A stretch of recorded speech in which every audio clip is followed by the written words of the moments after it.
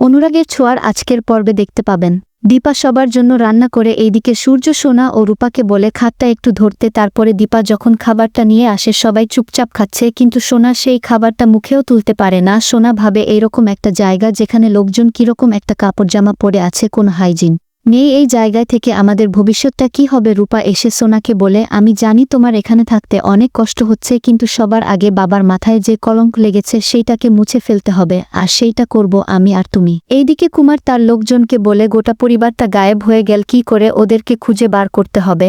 আর ওই মেয়েটা রূপা, ওর চোখে মুখে লাবণ্যর ছাপ, ওকেও আমি শেষ করে দেব। কুমার তার লোকজনকে পাঠায় উর্মিকে কিডন্যাপ করার জন্য। এদিকে উর্মি ফুলের দোকানে ফুল কিনছিল, সেই সময় কুমারের গুন্ডা এসে তার সঙ্গে বাজে ব্যবহার করতে শুরু করে। তখন উর্মি তাদের সঙ্গে লড়াই করে পারছে না, সেই সময় সাক্ষ্যদীপ এসে সেই লোকজনের সাথে মারপিট করে তাদেরকে সেই জায়গা থেকে তাড়িয়ে দেয়। অন্যদিকে লালি দীপাকে একটা শাড়ি দিয়ে সেটা পরে আসতে বলে, আর সূর্যকে ধুতি পাঞ্জাবি দিয়ে পড়তে বলে। দীপা বুঝতে পারে সবাই মিলে কিছু একটা হয়তো প্ল্যান করছে। তারপরে দেখতে পারে সোনা রূপা এইটুকু সময়ের মধ্যে কত সুন্দর সরস্বতী পুজোর আয়োজন করেছে। উর্মিদের বাড়িতেও সরস্বতী পুজো হচ্ছে, কিন্তু উর্মির মন পড়ে থাকে তার সাথে হওয়া ঘটনার উপরে। জয় যতে কথা বলুক না কেন, উর্মি কখনোই তাকে ঠিকঠাক উত্তর দেয় না। রূপা এইদিকে কারোর জন্য অপেক্ষা করছে, অন্যদিকে উর্মি বাথরুমে বসে ভাবে, ওই লোকটার সাহস কি করে হলো আমার গায়ে হাত দিল কি করে। তারপরে যেই শাড়িটা সেই গুন্ডা আটকে রেখেছিল সেই শাড়িটাকে কাচি দিয়ে উর্মি কেটে দেয়। তারপরে বলে, কুমার তুমি আমার দিদিকে খুঁজছো তো? তুমি আমার দিদিকে কোনোদিনও খুঁজে পাবে না। বন্ধুরা, আপনাদের মতামত কি কমেন্ট করে জানান,